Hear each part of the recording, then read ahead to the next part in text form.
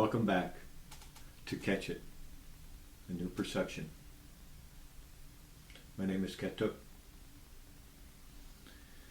and today we're going to talk about some of the things we've talked about in past episodes, and we are going to continue to look forward and talk about some new things. When I was growing up, I lived much different than what I live today. My journey began 32 and a half years ago, almost 33 years ago, to really begin to want to feel different without putting foreign substances in my body or without doing things that are destructive to feel better immediately. And when I was young coming up, I remember things like people saying, "Oh, he never lets the truth get in the way of a good story. Like he doesn't care as long as the story's good, how much of it may be true and how much of it may not be true." What I realize today is I never let a good story get in the way of the truth. Some of the things to be able to layer into our subconscious in what it is we're trying to do in changing our perception, we're going to need to find the truth. We're going to have to live with the truth.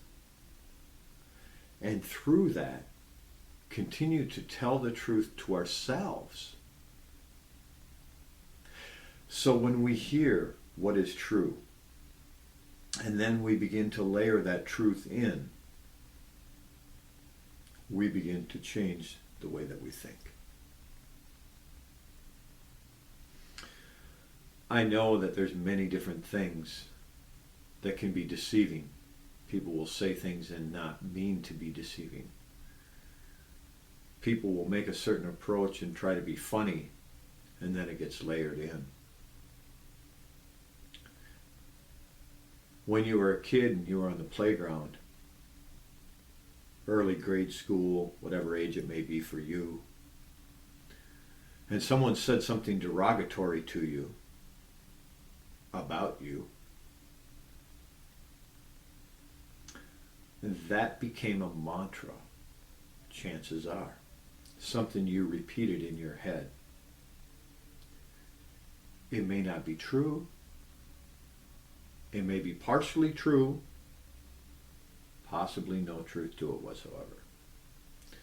And you sat and repeated it because of what you heard. What if you made it true and it was never true before that? That's the power of suggestion. And we can change with the power of suggestion. We just may need some new suggestions to make those changes. We may have to listen to something different. We may have to layer something different into our subconscious over and over and over. Find the positive mantras in our life. Find a way to tell ourselves what the truth is. You know, it's interesting because when we were on the playground at that same age and someone said something positive about us, often, for many of us, it'd go in one ear, filter out the other. Never really stick in there and bounce around the way those negative things did. Now, the positive thing could have been true in its entirety. Someone may have said, "You're a very kind girl. You're a very generous little boy." And that may have been true. What about the time we heard, "You're ugly. You don't measure up in whatever fashion. You're too fat, you're too skinny. You're too good looking, you're too ugly." Any of us will take that to a degree, turn it into a negative connotation, and then bounce around our head until we just layer it into our subconscious. I'm not saying all of us. I get that. Some people had a different approach. Many of us just layered that negative stuff. Someone would have said we were good looking in a derogatory way, like, and then all of a sudden we think that being good looking isn't good because of the way they said it, because they were derogatory in their voice, the way they came across. Oh yeah, you think you're a real hottie, don't you? And you did feel kind of cute before that. Then all of a sudden, it's a derogatory thing. Being too skinny, too fat, any of these terms. And as kids, we're just kids. We don't know any better. What if we made it true? Or we did the opposite and made the opposite true. And we have just as much disdain for that. Someone said we were fat, we weren't, and we took it to the nth degree. Someone said we were too skinny, and we were plenty thick. And then decided that the bigger we were, the better off we were. None of those things may be true. If they're not true, and you have lived with these lies long enough, it's time to change your subconscious. It's time for a new narrative. How we do this, many of us have many different approaches. I'm encouraging you to do something. Tell yourself the opposite of what you were told on the playground, especially if it was a lie. Tell yourself what it is you need to be true in your life. Repeat that as a mantra. Learn how to be able to encompass everything in your life. Make it positive. Repeat it over and over to yourself so you can layer it in your subconscious. I think about how in past episodes I talked a little bit about 12-step programs, and some people I know that belong to some 12-step programs. And I mentioned a few, half dozen maybe, different programs.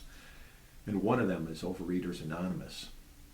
And I remember talking to some members of Overeaters Anonymous who were bulimic and anorexic.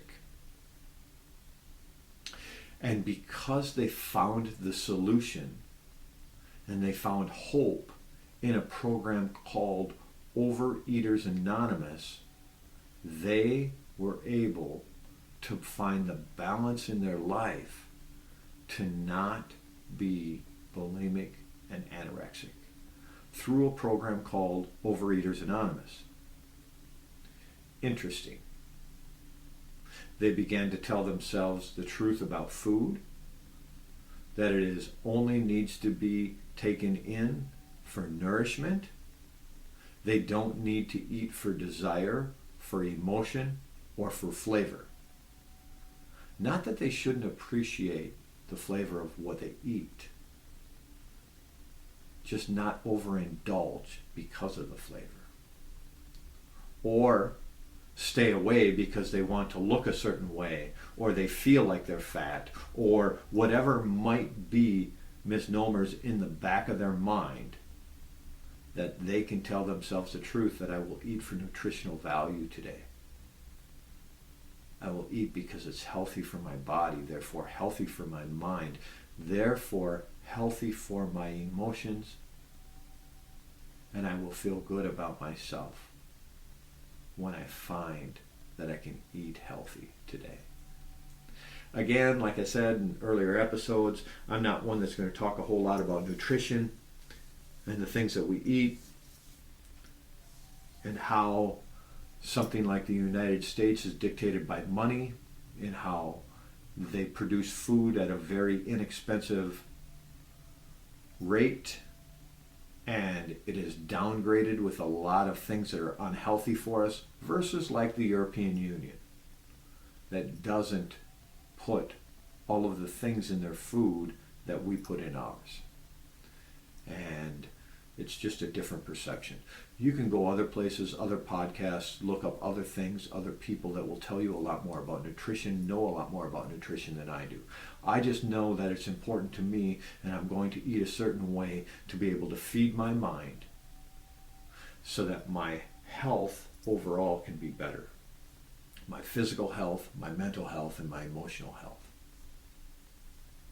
So again, feeding how we feel may have something to do with how we're feeding our bodies. Look at what is healthy for you. Find out, maybe research a little more. Find out what you can do to eat a little healthier. And it may help you. And I'm not talking about just people who may have an eating disorder of overeaters or undereaters. I'm talking about all of us. If we research what we could eat to balance our diet in a healthy way, and when I say our diet, I'm talking about our intake of food, and balance it in a healthy way that works for us so that it feeds our mind and our bodies the way that it needs to. In general, I think it's important. Specifically, I know it's important. So do your own research, do what's good for you. And I would encourage that with every aspect of these podcasts. Do your research.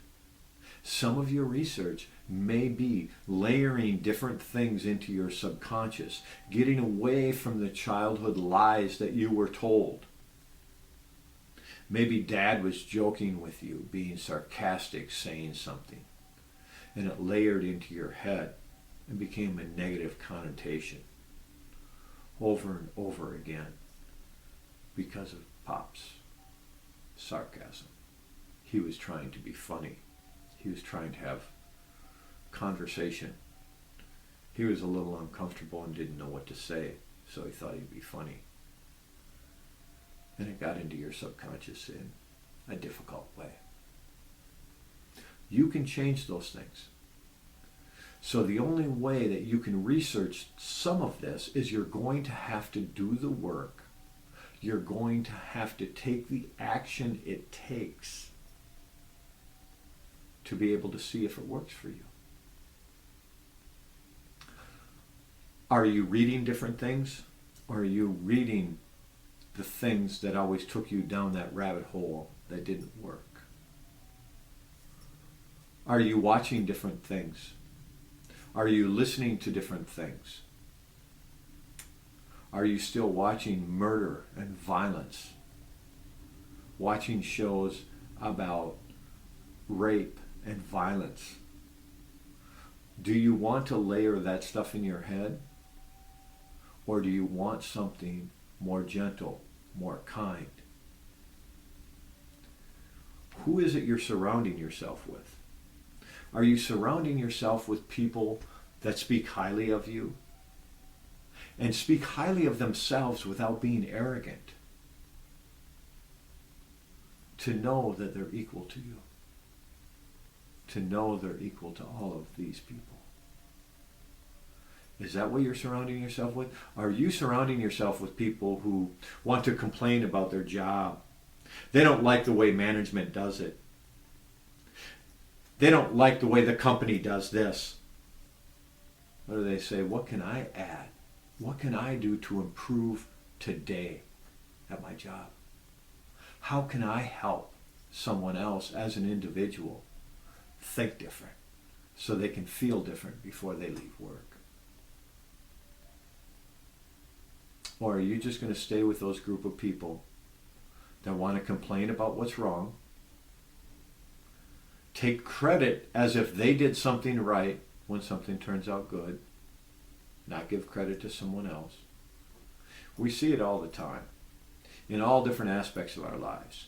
Certain people want to blame everyone else and then act like they can take credit when everything's good. I'll give you an example of something I saw, may have been last year. May have been earlier this year. I don't know the timeline very well. In the NFL, there's a team from Kansas City, and Patrick Mahomes plays for them. And he has a tight end who's probably has as much talent as he does. His name is Kelsey. And after a football game, someone is interviewing this quarterback, Patrick, and asks him to break down a play.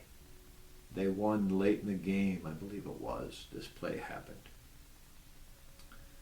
And Patrick described how his teammates did this and how this tight end moved here and he got open and he did this. And that's the way he described it. It's what everyone around him did. To me, that makes him look like a very good man. We know how talented he is. We know what he did in that play. We saw what he did. And he talked about what everybody else did to make it happen. Who do you surround yourself with?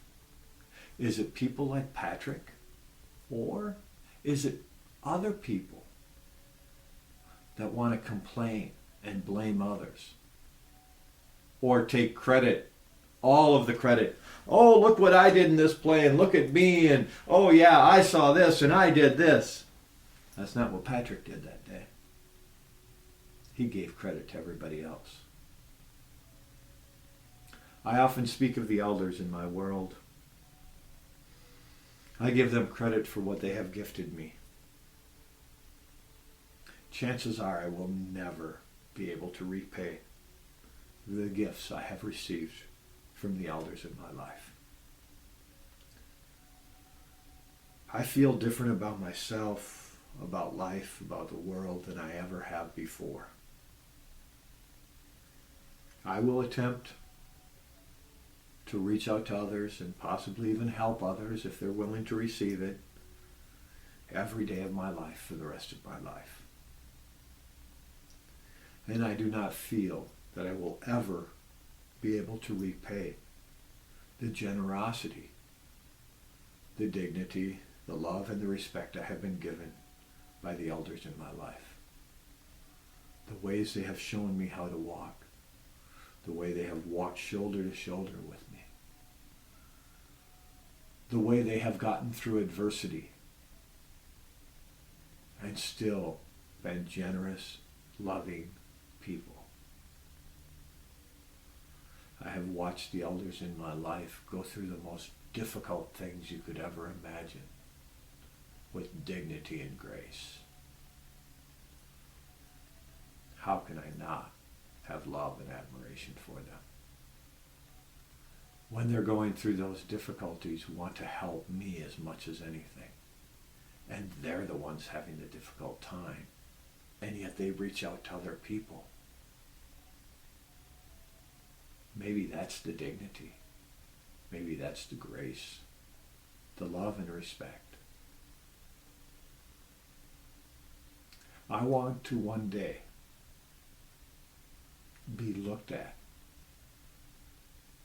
or possibly even be spoken of in the way that I see the elders that have come before me. I want to be an elder that moves through life with dignity and grace, with love and admiration. Not just to people in my family, in my immediate family, in every sacred circle I walk in. And now this becomes one. This podcast. I want to be able to connect with people that didn't feel like they could be connected to. I want to be able to reach someone that felt like they weren't being reached. I want to be able to impact people's lives that didn't think that their life could be impacted in this way. And I want people who are impacted, whose lives change, to be willing to help other people. Be willing to impact other people's lives for the better. Be willing to help people and expect nothing in return.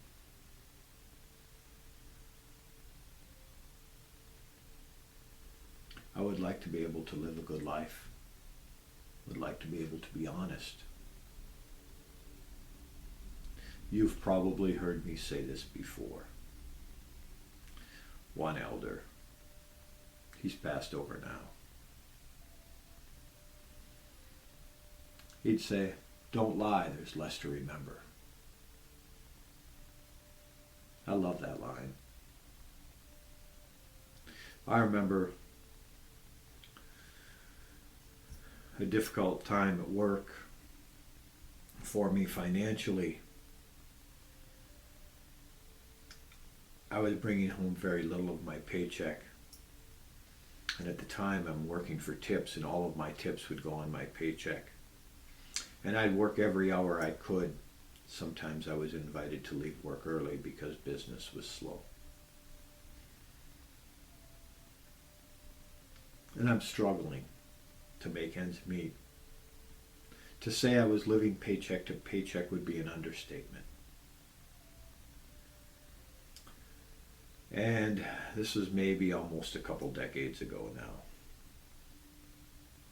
And I said something about the paycheck that I got the week before. I don't know if it was the time I got a $27 paycheck or a $47 paycheck. Some of them were lower than that. And things were difficult. There was the gross, there was the net that I received, very low. And then there was something in between called the very gross, for numerous different reasons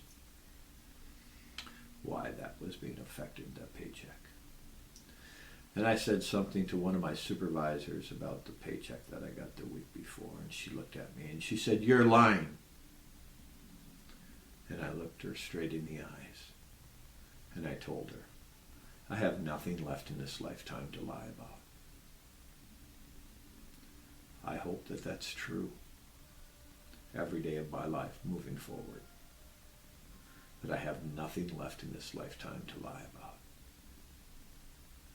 Nothing matters enough that I can't tell you the truth. I may choose to say certain things or choose to not say certain things. Discretion is important. I get that. If you want to change the way you feel, learn to be honest and live with the truth of who you are, with discretion. Sometimes we don't volunteer certain things because they don't need to be said. Sometimes we tell the whole truth because it needs to be said. Sometimes that may need to be talked about with an elder, with a spiritual advisor, with a teacher of some sort in your life, some type of mentor. You may want to discuss it with them before you discuss it with a third party. Finding a way to tell ourselves the truth, we will find a way to tell others the truth. I do believe that the truth will set me free. I will be honest to the best of my ability today. I will not be so brutally honest that I hurt other people. Not fair. How about if I just keep my mouth shut and I live with it just the way it is. Just live with it.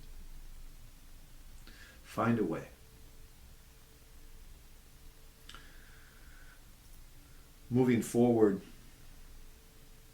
I hope to be able to continue this podcast, my transparency, my honesty, and my ability to be able to help you have new ideas in changing how you feel, by changing how you think, by changing what you do. Take a different action today than you took yesterday. Make a different approach. Figure out where you can volunteer, where you can reach out to others, how you can treat someone different today. How can you say it different? A few things that I've learned along the way. Does it need to be said? Does it need to be said by me? Does it need to be said by me right now? Discernment. Maybe I'm better off not saying anything and making sure that other people around me are comfortable with the truth the way that it is. Not needing to add extra things to make their life uncomfortable or miserable or difficult. Just let it be. Maybe it's time to just change my behavior so I don't have to figure out how to walk that fine line between how to tell the whole truth, what part of the story I can tell. The other thing that I need to be conscious of is how I talk about others or how I don't talk about others. Often, it may not be my story to tell. And I can simply say that. It's not my story to tell. It can help me to not gossip today. It can help me to not talk about where someone else is or where someone else isn't. It's not my story to tell. You know what is my story to tell? Is my truth. And I will do that so that I can help someone have hope that they can feel different, that they can take a different action and treat someone different than they've ever treated them before. They will think different through that action and ultimately feel different.